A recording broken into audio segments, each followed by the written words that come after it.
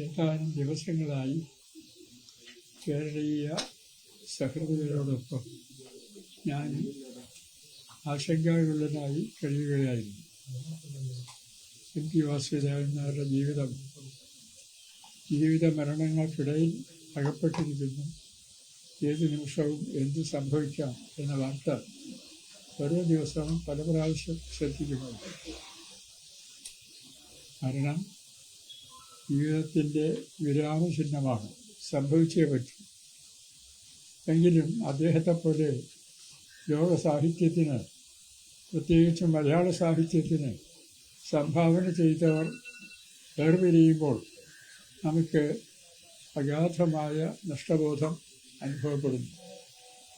അദ്ദേഹം നല്ല സുഹൃത്തായിരുന്നു എന്ന് പറഞ്ഞുകൂടാ. വളരെ ചുരുക്കം സുഹൃത്തുക്കൾ മാത്രമുള്ള പലപ്പോഴും മൗനിയായ ഒരു വ്യക്തിയായിരുന്നു അദ്ദേഹം. എങ്കിൽ തന്നെയും താൻ ഏത് മേഖലയിലാണോ വ്യാപരിക്കുന്നത് ആ മേഖലയോട് 100% കൂറ് പുലർത്തിയ ഒരു വ്യക്തിയാണ് അദ്ദേഹം. കഥകൾ എഴുതുമ്പോൾ, നോവൽ എഴുതുമ്പോൾ, തിരക്കഥ എഴുതുമ്പോൾ അദ്ദേഹം പരമാവധി അതിൽ ശ്രദ്ധ ചെലുത്താറുണ്ട്.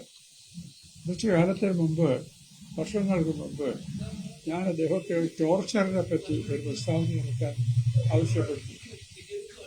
ഹ്യൂമൻ ടോർച്ചർ പലപ്പോഴും ലോക്കപ്പുകളിലും അവിടെയും ഇവിടെയും ഒക്കെ മനുഷ്യരെ കൊണ്ടുപോയി തല്ലുകയും ചവിട്ടുകയും എല്ലൊടിക്കുകയും ഒക്കെ ചെയ്യും.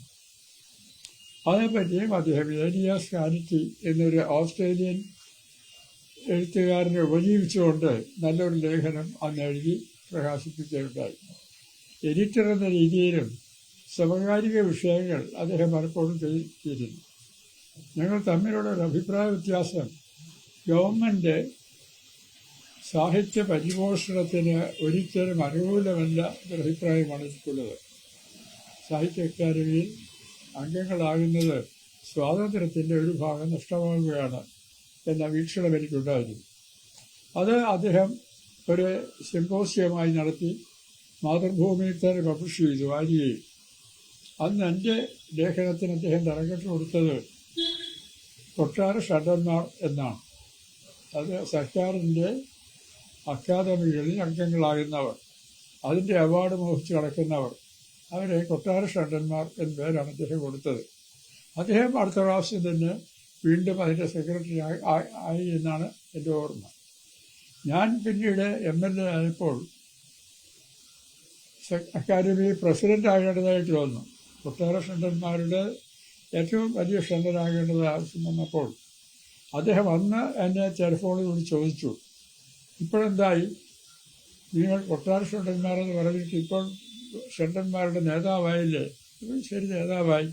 ലേഖകരാകട്ടെ പറയാമെന്ന് ചോദിച്ചു. പറയാമെന്ന് പറഞ്ഞു. ലേഖകന്മാർ വന്നു.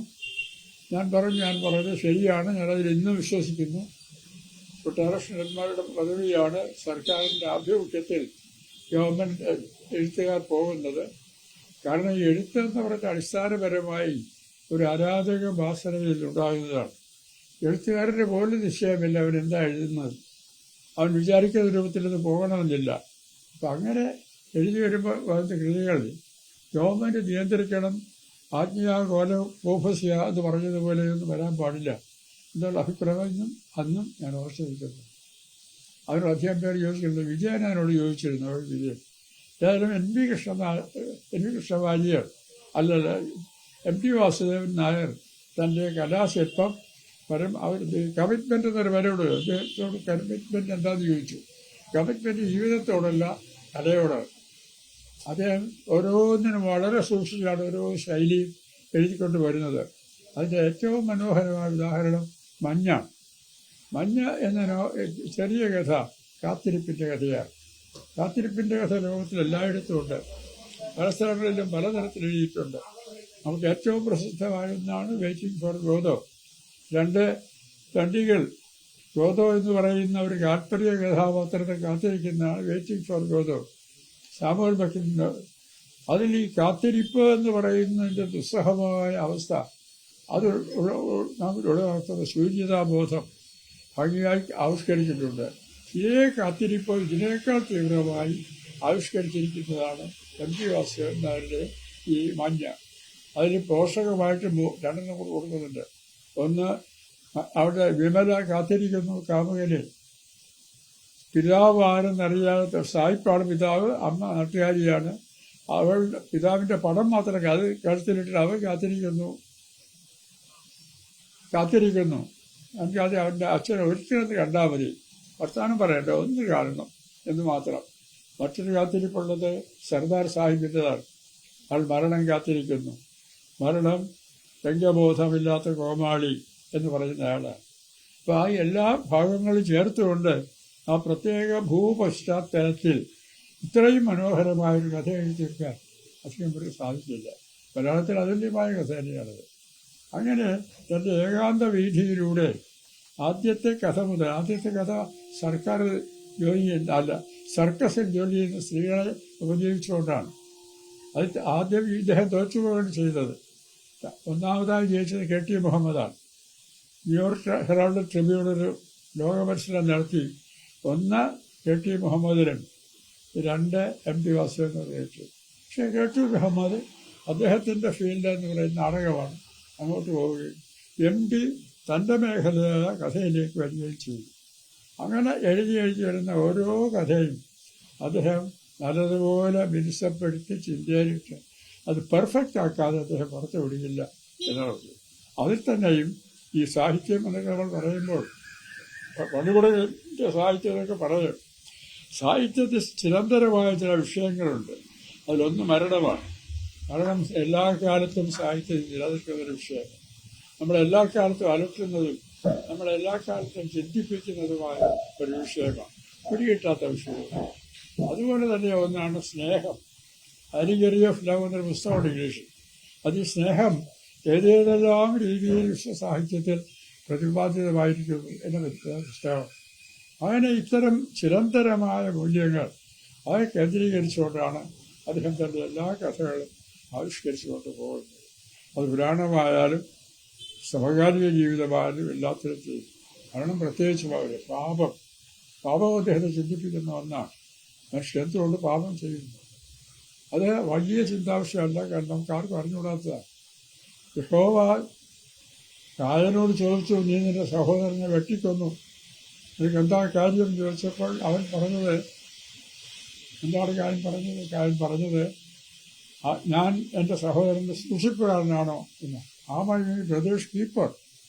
അവൻ ഇറ്റേണൽ ഫ്യൂജിറ്റീവ് ആൻഡ് വാഗബൗണ്ടാണ് അർത്ഥതാണ്. അവൻ ഇപ്പോഴും ഭൂമിയിൽ ജീവിച്ചിരിക്കുന്നുണ്ട്. ദുഷ്ടത മരിക്കുന്നില്ല. ദുഷ്ടത നിരന്തരമായി നിലനിന്ന് പോയിരുന്നു. നമ്മുടെ പുരാണത്തിൽ അശ്വത്ഥാമാവ് എന്താ ചെയ്യുന്നത്? ധർമ്മയുദ്ധം. അവസാനം സ്ത്രീകളും കുഞ്ഞുങ്ങളും ഉറങ്ങുന്ന ആ പാളയത്തിന് മുഴുവൻ തീയിട്ട് കരിച്ച് പിഞ്ചു കുഞ്ഞുങ്ങൾ വെന്ത് വരിക്കുക തീയിൽ. ആ ക്രൂരത കണ്ട് സന്തോഷിച്ച അശ്വത്ഥാമാവ് ചിരഞ്ജീവിയാണ്. അവ തിന്മ എന്ന് പറയുന്നത് ദുഷ്ടത, മനുഷ്യ സ്വഭാവത്തിൻ്റെ കാതലായ ഭാഗം തന്നെ ഇരിക്കുകയും അതിനെതിരായി ദൈവികമായ ശക്തികൾ സ്ട്രഗിൾ ചെയ്തുകൊണ്ടിരിക്കുന്നത് ഒരു മഹത്തായ ഒരു ധർമ്മയുദ്ധമാണ് വാസ്തവത്തിൽ ജീവിതം. അതിൻ്റെ ഒരു അംശം വളരെ ചുരുക്കം പേര് കാണില്ല, അധികം പേര് കാണാറില്ല. അത് കണ്ട ഒരാളാണ് MT വാസുദേവൻ. ശ്രീരാമൻ പിള്ള അത് കണ്ടു. ഉഗ്രഹരിപഞ്ചാരൻ തുടങ്ങിയ കഥാപാത്രങ്ങളിലൂടെ ഒരതിർത്തിയോളം നമ്പൂതിരിയിലൂടെ ചന്ദ്രനും കണ്ടു. അങ്ങനെ ചുരുക്കം പേര് മലയാളത്തിൽ കുമാരനാശാൻ കണ്ടു. പക്ഷെ അതിൻ്റെ കൂട്ടത്തിൽപ്പെടുന്ന സനാതനമായ മൂല്യങ്ങൾക്ക് കാവ്യത്തിൻ്റെ മാധുര്യം നൽകി സനാതനമായ ഭംഗിയോടുകൂടി കാലത്തെ അതിജീവിക്കത്തക്ക തരത്തിൽ സൃഷ്ടിച്ച ഒരു ശില്പിയാണ്, സാഹിത്യ ശില്പിയാണ് നമ്മുടെ കാലഘട്ടത്തിൽ ഇപ്പോൾ തന്നെ വിട്ടുപിടിപ്പിക്കുന്നത്. അദ്ദേഹത്തിൽ വ്യക്തിപരമായി എനിക്ക് അടുപ്പമുണ്ടായിരുന്നു. ആ അടുപ്പം അദ്ദേഹം ചെയ്തു കൂട്ടിയ സാഹിത്യ സേവനങ്ങൾ സാഹിത്യേതരമായി എഴുത്തച്ഛൻ സ്മാരകം അദ്ദേഹം ഉണ്ടാക്കിയതാണ്. വേറൊരാൾക്കുണ്ടാക്കാൻ പറ്റിയില്ല. അതുകൊണ്ട് സ്മാരകങ്ങൾ, അദ്ദേഹം കാണിച്ച നേരിയ സ്നേഹങ്ങൾ എല്ലാം ഓർമ്മിച്ചുകൊണ്ട് മനസ്സ് നീറുമ്പോഴും ആ ജീവിതം മലയാളത്തിൽ എക്കാലത്തും കാലത്തിൻ്റെ കഠിനങ്ങളായ പരീക്ഷണങ്ങളെ അതിജീവിച്ചുകൊണ്ട് അവശേഷിക്കും എന്ന് പ്രവചിക്കാൻ എനിക്ക് കഴിയില്ല.